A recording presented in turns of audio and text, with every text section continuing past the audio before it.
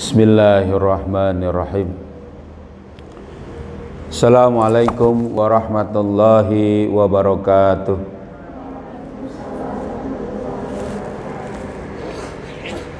Alhamdulillah, nahmaduhu wa nasta'inuhu wa nastaghfiruh wa na'udzu billahi min shururi anfusina wa min sayyiati a'malina. May yahdihillahu fala mudilla lahu wa may yudlilhu fala hadiyalah. Asyhadu an la ilaha illallah wahdahu la syarikalah wa asyhadu anna Muhammadan abduhu wa rasuluhu la nabiyya ba'da. Allahumma salli ala Sayyidina Muhammad wa ala ali Sayyidina Muhammad. Rabbi israh li sadri wa yassir li amri wahlul 'uqdatam min lisani yafqahu qawli. Subhanaka la ilma lana illa ma 'allamtana innaka antal alimul hakim. Amma ba'du. Alhamdulillah, segala puji hanya bagi Allah. Salawat serta salam semoga selalu tercurah kepada junjungan kita Nabi Muhammad sallallahu alaihi wasallam serta keluarganya, sahabatnya, dan juga para pengikutnya yang setia dengan ajarannya hingga akhir zaman.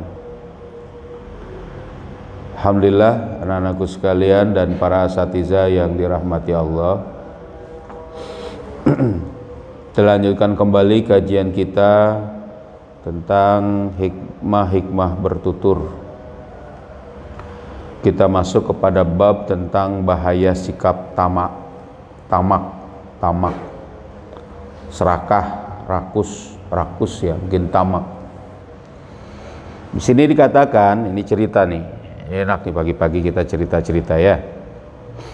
Di sini dikatakan Imam Ali radhiyallahu an atau Imam Ali karamallahu wajhah pernah berkata, ada dua jenis manusia tamak yang tidak akan pernah merasa puas, pemburu ilmu dan pemburu harta. Jadi ada dua orang yang sifat tamaknya itu nggak akan pernah puas. Orang yang tamak terhadap ilmu dan tamak terhadap harta. Ya. Karena ketamakannya, kedua jenis manusia ini selalu ingin dan selalu berusaha untuk terus menambah apa yang telah mereka raih. Jadi kalau kalian tuh menuntut ilmu terus itu terasa pingin lagi. Ya, begitu juga harta. Harta itu nanti pingin lagi terus semua, nggak akan habis, nggak akan hilang ya rasa untuk terus dipenuhi dari ketamakan dua hal ini. Ini kata Imam Ali karamallahu wajhah. Dan ini benar. Nah, nanti ini dalil-dalilannya.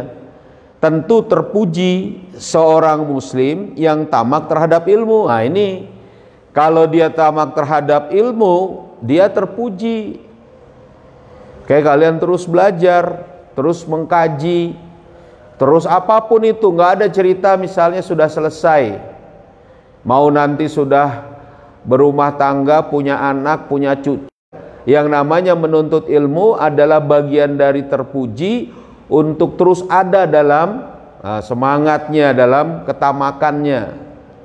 Jadi jangan cerita istilah sudah repot punya anak, apalagi ntar anaknya banyak misalnya, ya kan, repot punya suami, ngurus suami misalnya kalian enggak, tidak boleh berhenti ini. Kenapa? Karena ketamakan ini adalah ketamakan yang baik, ya kan, terhadap ilmu, rakus terhadap ilmu itu adalah yang baik.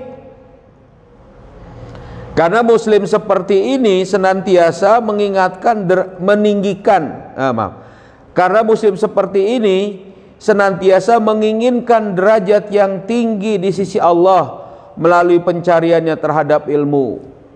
Ia sangat sadar akan firman Allah Subhanahu wa taala, a'udzubillahi minasyaitonirrajim. Yarfa'illahu alladzina amanu minkum walladzina utul ilma darajat. Tuh, ya. Allah akan mengangkat orang-orang yang beriman dan berilmu di antara kalian beberapa derajat. Surat Al-Mujadilah ayat 11. Nah, gara-gara inilah seharusnya apa? Kita ini semangat terus. Untuk apa? Menuntut ilmu. Ya, itulah yang selalu dilakukan oleh para ulama Islam pada masa lalu.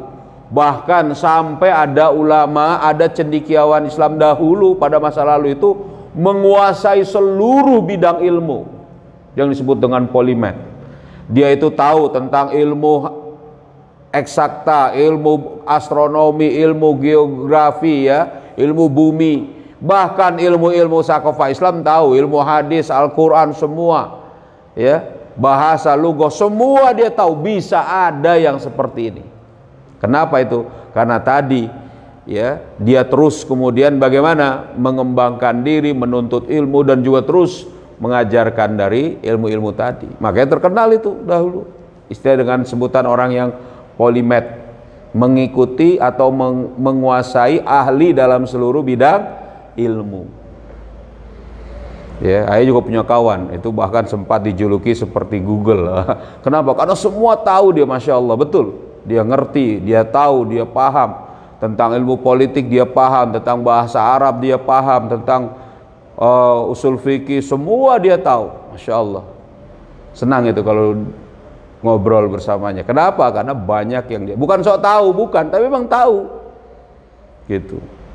Nah ini kenapa? Karena ada ilmu yang kemudian dia senantiasa tadi pelajari. Itulah itulah yang selalu dilakukan oleh para ulama Islam pada masa lalu, khususnya pada masa kegemilangan Islam di era kekhilafahan Islam selama berabad-abad.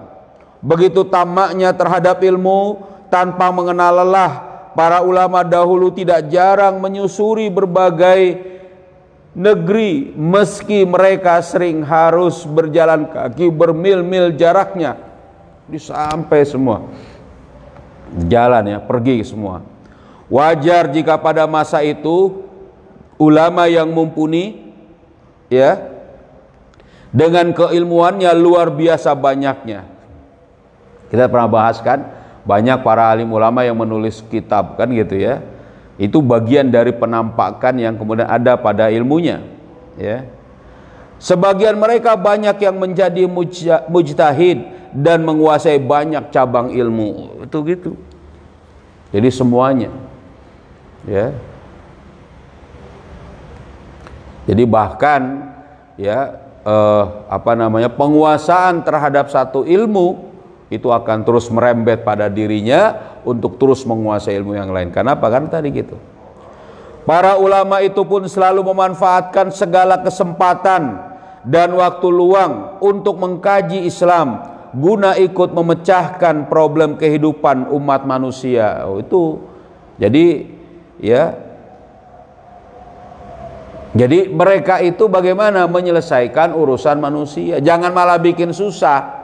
Sekarang ada orang yang bergelar doktor tapi profesor, katanya doktornya ini dari Amerika tapi ilmu-ilmu Islam, ngomong tentang apa? Bahwa Islam ini belum sempurna. Yang sempurna itu adalah pekerjaan Rasul. Padahal apa?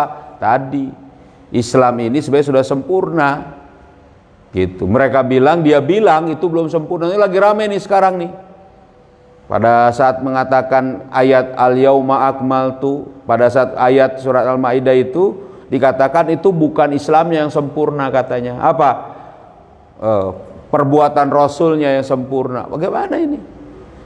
Dia nggak ngerti atau gimana, ya? Itu tadi sebenarnya seluruh dari ayatnya sendiri itu menyatakan kepada apa? Kesempurnaan Islam. Dari kaidah bahasa Arabnya sendiri itu. Jadi dia bagaimana itu? Mengacaukan pemikiran umat Islam. Ya kan? Bahkan dikatakan, ya, Sayyidati Khadijah itu beragama Nasrani. Oh gitu katanya. Buktinya pada saat dia bingung, pada saat dia diajak masuk Islam oleh Nabi, dia bagaimana? Dia berkonsultasi dengan Warakah bin Naufal, katanya. Wah, ini kan kacau ini. Iya kan? Nah, ini nggak beres. Ini nuntut ilmunya kemana ini kan gitu. Nah, kita nggak boleh seperti itu. Jadi salah dalam memanfaatkan atau dalam mengkaji tadi.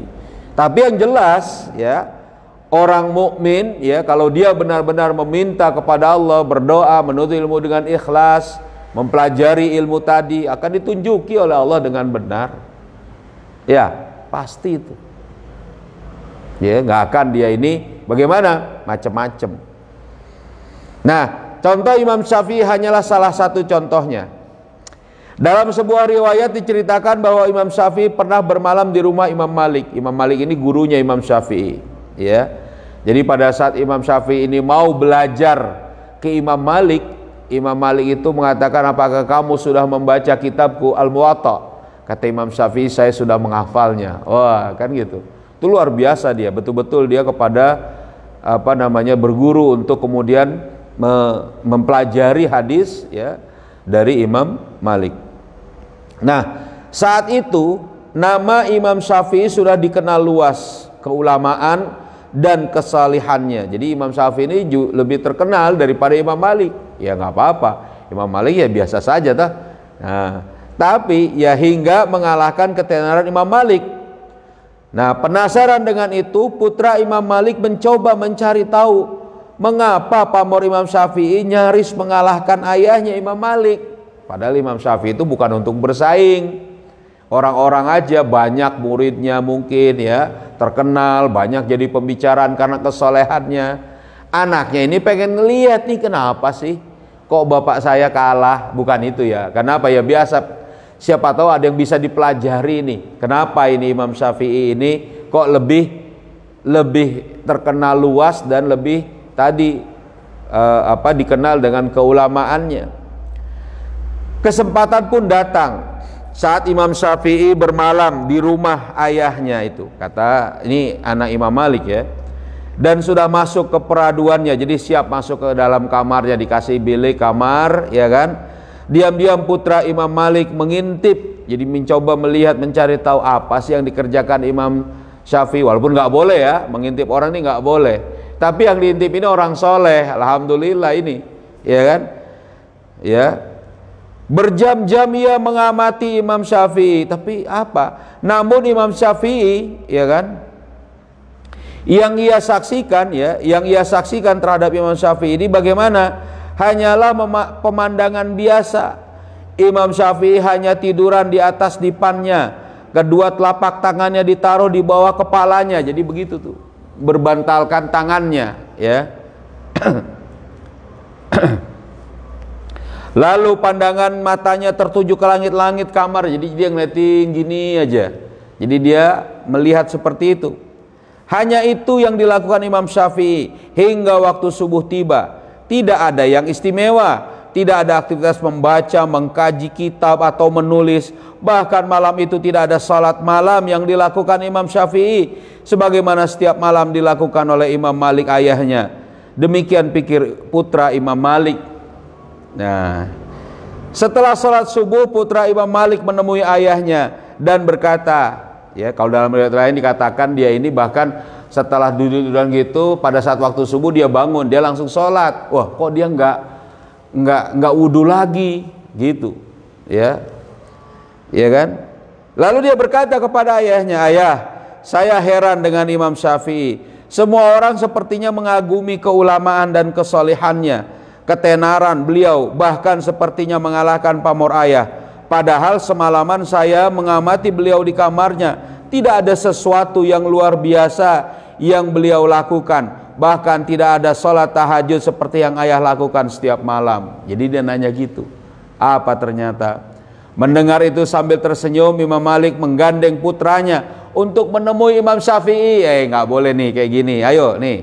Beliau kemudian bertanya kepada Imam Syafi'i tentang apa yang dilakukannya semalaman. Imam Syafi'i menjawab, alhamdulillah, semalam baru saja saya berhasil memecahkan sekaligus mengistimbat hukum dalam 15 macam persoalan yang dibutuhkan umat. Masya Allah, coba.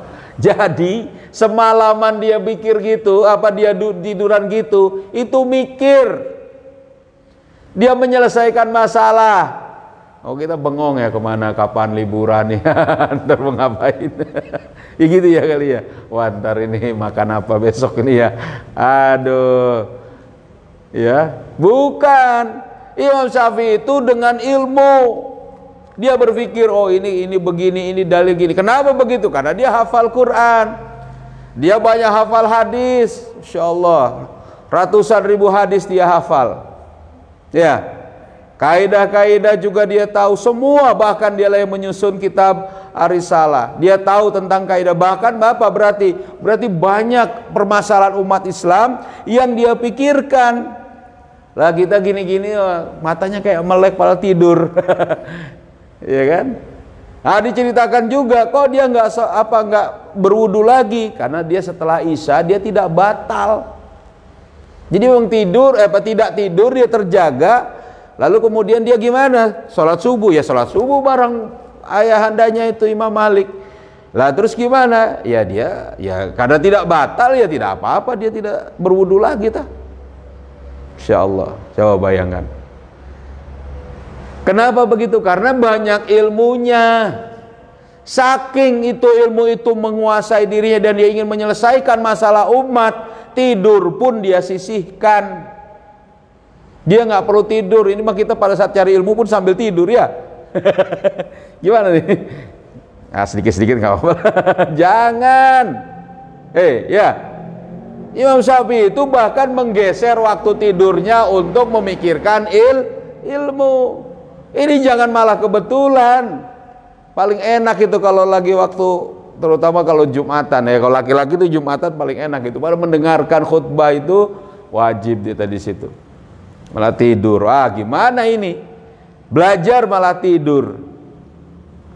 Ya. Kalau ayah dulu gitu. Jadi ayah dulu waktu belajar bahasa di pondok itu belajar ya. Dan ada ustadznya siapa nih? Oh, jangan tidur. Oh, di antara teman-teman tuh jaga-jaga tuh. Nggak boleh tidur.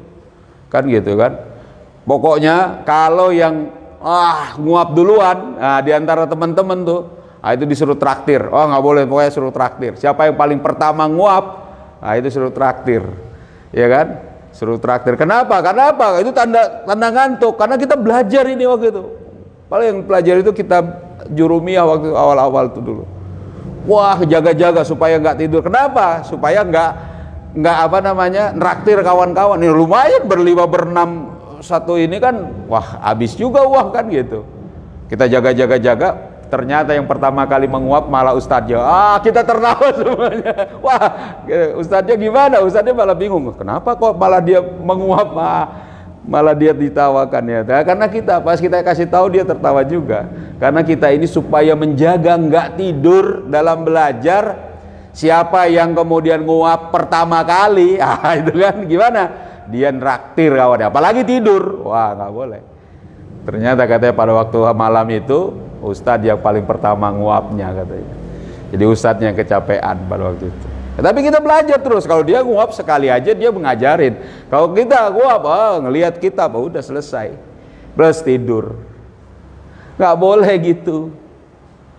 Imam Syafi'i ini luar biasa. Apa? Rasa kepada ilmunya. Bahkan saat tidurnya pun dia geser untuk apa? Menelaah ilmu. Paham gak? Ini luar biasa nih. Ini contohnya tamak terhadap ilmu. Demikianlah Imam Syafi'i, kegiatan keilmuannya seperti tidak pernah lepas dari setiap napas kehidupan beliau, sekalipun sering menyita waktu tidur dan istirahatnya. Insyaallah. Ya, ayo nih. Ini contoh supaya kita lebih semangat lagi untuk mengkaji, menelaah ilmu. Nah, selanjutnya nih, jika tamak terhadap ilmu sangat terpuji, bagaimana dengan tamak terhadap harta? Tentu tercela. Ketamakan terhadap harta hanya akan menghasilkan sifat buas, serakah itu ya, laksana serigala yang terus mengejar dan memangsa buruannya. Walaupun harta itu bukan haknya, bisa begitu tuh, korupsi semua, bisa jadi. Gajinya besar tapi tetap aja bahkan dia ini pengen apa, misalnya dia berkuasa, dia pengen harta yang banyak, dicari cara supaya apa, dalam kekuasaannya itu dia bisa dapat keuntungan. Kacau ini. Orang tamak terhadap harta. Ya. Gitu. Secara fitrah manusia memang sangat mencintai harta kekayaan dan berhasrat keras mendapatkan sebanyak mungkin dengan segala cara. Itu yang sering mungkin berapa kali ayah katakan. Rasulullah SAW mengatakan as-sahau hasanun walakinna fil agniya'i ahsan. Kedermawanan itu adalah bagus, tapi bagi orang kaya jauh lebih bagus. Kenapa? Karena biasanya orang kaya itu jauh lebih pelit ketimbang orang miskin. Biasanya kalau dia tidak beriman. Kalau beriman, sangat luar biasa dia. Ya, dia bagaimana? Dia mensodakohkan. Kenapa begitu? Karena garizatul baqo. Ya, garizatul baqo itu ada yang disebut dengan hubut tamalluk. Ya, yang namanya garizah, setiap ada dalam yang mempengaruhi dia dari faktor luar, dia akan bagaimana? Akan mentambah kuat. Makanya orang makin banyak punya sesuatu, dia akan makin kuat, pengen banyak. Dia pengen punya harta, dapat harta, dia pengen lagi. Kan gitu ya, ada anak kecil ya, uangnya hilang 10.000, uangnya 1.000-an, hilang 1, jadi tinggal 9.000, kan gitu ya. Nangis dia, kenapa kamu nangis? Uang saya 10.000, 1.000-annya ada 10. Lalu hilang 1, menjadi apa? Menjadi 9.000. Sudah nih, diam, kasih 1.000, kan pas tuh dikasih. Nah, makin kenceng nangisnya. Kenapa? Coba kau tadi nggak hilang, ya, jadi 11.000, nangis terus. Itu karena sifat apa? Sifat serakah, ya kan, sifat tamak. Ya sudah, diam nih, dikasih lagi, kan udah 11.000, makin nangis kenceng lagi. Kalau nggak hilang jadi 12.000. Kalau kayak gini udah kacau. Ya, ya, itu terhadap harta. Kenapa? Karena Allah juga berfirman di sini, a'udzubillahi minasyaitonirrajim.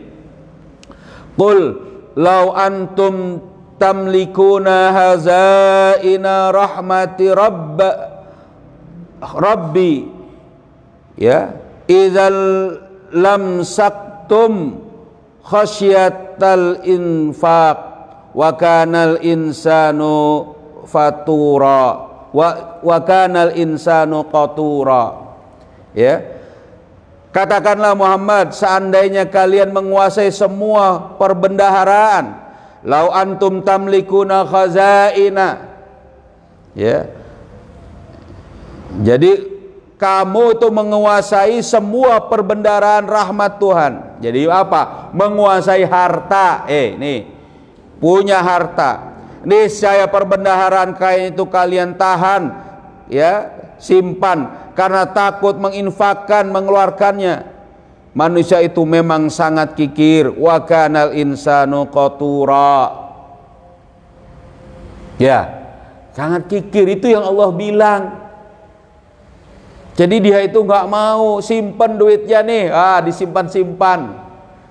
Minta lagi ke, ya kalian memang boleh menyimpan tadi harus ada tujuannya, buat beli kitab misalnya, ya, nanti kalian punya beli kitab buat misal membeli apa, sabun cuci atau apa misalnya, simpan dulu. Buat beli misalnya jilbab misalnya yang perlu ada, memang perlu ganti misalnya, ya, dia ada tujuannya, disimpan, ditabung, ya. Atau nanti buat lebih jauh lagi, saya mau melanjutkan misalnya kemana, ke luar negeri, kemana, ke Mesir, ke Saudi, atau kemana misalnya belajar, boleh, ya. Tapi kalau menyimpan tanpa ada tujuannya, ini nggak boleh. Sama tadi, memiliki semua kekayaan lalu kemudian dia simpan, dia jadi kikir, ini nggak beres, nggak boleh. Demikianlah Allah menggambarkan ketamakan pada para pencari harta. Kisah tentang Qarun, yang diabadikan dalam Al-Quran, ya, hanyalah salah satu contohnya, ya, bagaimana ketamakan Qarun terhadap harta telah menjadikannya lupa bersyukur kepada Allah, bahkan kufur terhadapnya. Akibatnya Allah membenamkan Qarun bersama seluruh harta yang ia bangga-banggakan ke dalam bumi. Jadi ya, Qarun itu punya harta, itu dia simpan. Dia simpan makin banyak hartanya, kuncinya itu sampai apa? Capek dia. Dia bawa, dia capek. Akhirnya kuncinya itu dibawa di dalam keledai. Kunci dari besinya itu. Saking banyaknya kunci, gudang-gudang hartanya, keledainya makin banyak. Dia pusing, dia susah. Dia buat kunci ya dari apa? Dari kayu yang lebih ringan. Agar apa? Agar keledainya itu bisa membawa banyak kunci-kunci hartanya. Gudangnya banyak sekali, hartanya terus bertambah. Kuncinya itu terus dibawa. Karena kunci dari kayu ini masih berat, dia buka kunci dari apa yang lebih ringan lagi, dari kulit. Itu dikatakan begitu. Tapi kulit yang keras lebih ringan. Coba bagaimana caranya? Pokoknya dicari, pokoknya pada waktu itu. Ya, ditaruh kunci-kunci tadi di keledai. Kemana dia pergi? Juga jadi repot. Kenapa? Karena banyak sekali keledainya. Karena kuncinya dia bawa. Dia tidak ingin hartanya itu dia tinggalkan. Karena saking serakah dan tamaknya. Disuruh oleh Nabi Musa pada waktu itu untuk apa? Bersedekah, berinfak. Nggak mau, bahkan dia kufur terhadap Allah. Allah apa? Azab dia dengan apa? Dengan membenamkan hartanya semuanya ke dalam bumi, ke dalam tanah. Iya. Sampai kemudian kalau sekarang kita kalau nemuin harta di dalam tanah disebut dengan harta karun. Iya gitu ya katanya. Oh ini harta karun. Itu istilah karena di dalam bumi itu ada. Iya. Dibenamkan emas, permata, seluruh hartanya itu. Gara-gara apa? Serakah dia. Anehnya, korun-korun lain terus bermunculan, padahal sudah diceritakan itu nggak boleh. Ya, hingga hari ini pada sebagian orang, pada sebagian pejabat dan wakil rakyat, misal sekedar contoh di sini, sifat korun demikian menonjol, walau rata-rata mereka sudah kaya raya. Gaji mereka pun sebagai pejabat atau wakil rakyat sudah sangat tinggi. Korupsi tetap mereka jalani. Coba korupsi, ini tertangkap korupsi. Menteri sosial yang harusnya misalnya menyampaikan menyebarkan misalnya bantuan kepada rakyat miskin malah dikorupsi. Masya Allah. Coba padahal dia sudah punya harta. Sudah kaya raya, ya gimana fasilitasnya aja banyak ya. Tapi dia masih korupsi. Kenapa? Karena serakah, tamak tadi. Ya. Suap tetap mereka terima, disogok. Ya, suap. Dia harusnya nggak bilang gini, dia harusnya nggak melaksanakan ini, dia suap tadi supaya berubah. Dan cara-cara haram untuk mengeruk kekayaan terhadap kekayaan tetap mereka upayakan. Bahkan keinginan untuk tetap berkuasa melalui pemilu atau pilkada terus mereka perjuangkan meski harus mengeluarkan dana miliaran rupiah sebagai modal. Coba dalam tanda kutip sebagai modal. Bayar orang, serangan fajar, kasih orang duit semuanya supaya apa? Pilih dia. Cara-cara tidak benar supaya berkuasa, supaya dapat duit. Siapa yang mau jadi pejabat, bayar ke dia. Coba bayangkan. Ini orang serakah, tamak terhadap harta yang diharamkan itu tadi. Ya. Dengan itu mereka berharap saat mereka menjadi pejabat dan wakil rakyat mereka tetap bisa terus menumpuk harta kekayaan, tak peduli halal dan haram. Masya Allah, nauzubillah. Ya. Wah, ini harus menumpuk juga, mengambil harta orang. Makanya kalian dididik di sini jangan kayak harta kawan tuh nggak usah bagian makan, jangan diambil. Iya kan? Nah, gitu punya kita ini insya Allah. Punya kawan kita nggak usah, ya nggak boleh haram. Padahal sekalipun seseorang kaya raya, tetap hanya beberapa suap saja makanan yang masuk ke dalam perutnya, ya kan? Jadi sama aja, cuma beberapa suap aja. Nikmatnya antara mulut dan tenggorokan, selesai. Selebihnya ya sebesar dan sebanyak apapun hartanya, ia tidak akan pernah bisa membawanya saat ia mati dan dimasukkan ke liang lahat. Dulu ada yang kayak gitu, yaitu tadi Fir'aun hartanya masukin ke dalam kuburannya, dibikin piramid oleh keluarganya. Sebenarnya dia nggak bisa juga bawa, orang-orang setelah dia aja yang kemudian menaruh hartanya di situ kan gitu, keluarganya. Padahal dia sendiri kalau sudah mati ya selesai, ya orang yang hidup berikutnya, ya, dan nggak dibawa sama sekali, ya. Karena itu ada baiknya kita merenungkan kembali petua Rasulullah SAW sebagaimana yang dituturkan oleh Mutarif.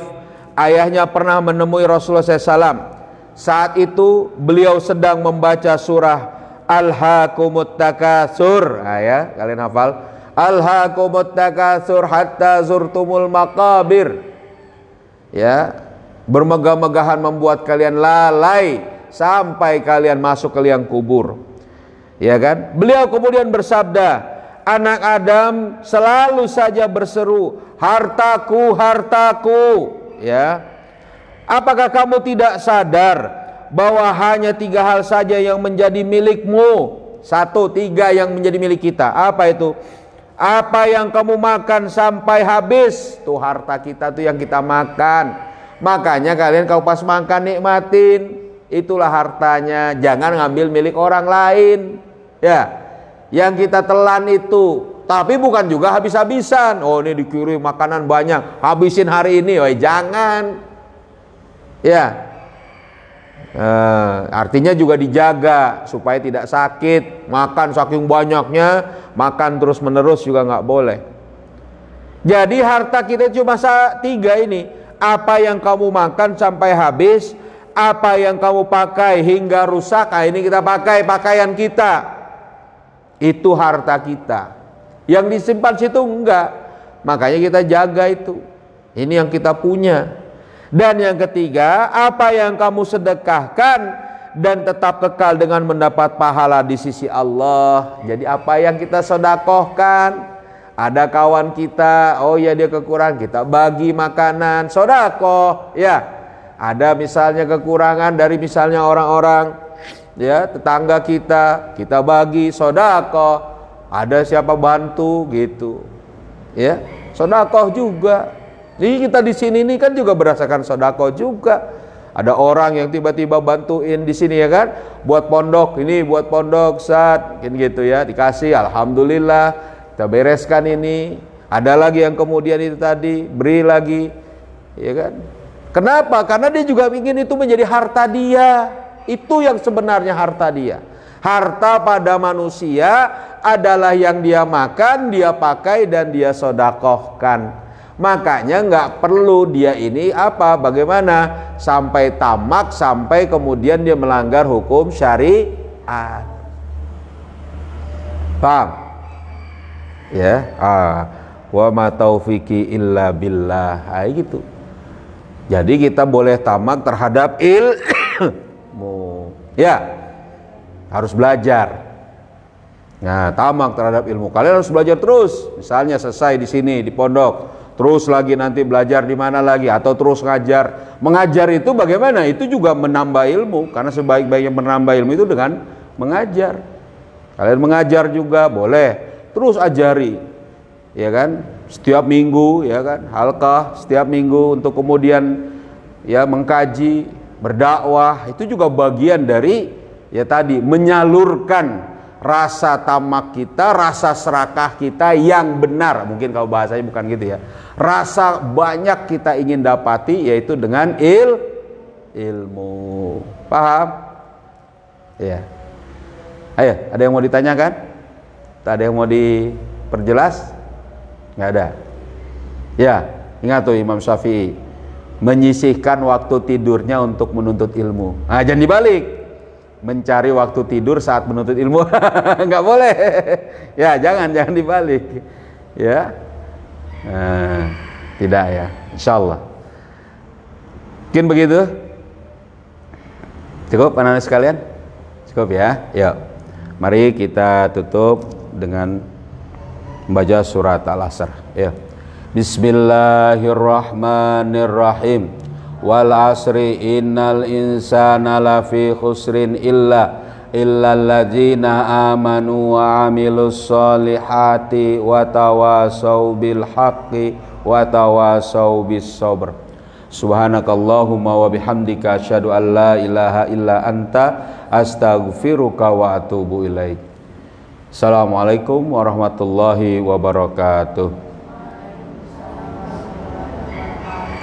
Allahumma salli ala sayyidina Muhammadin tibbil qulubi wa dawaiha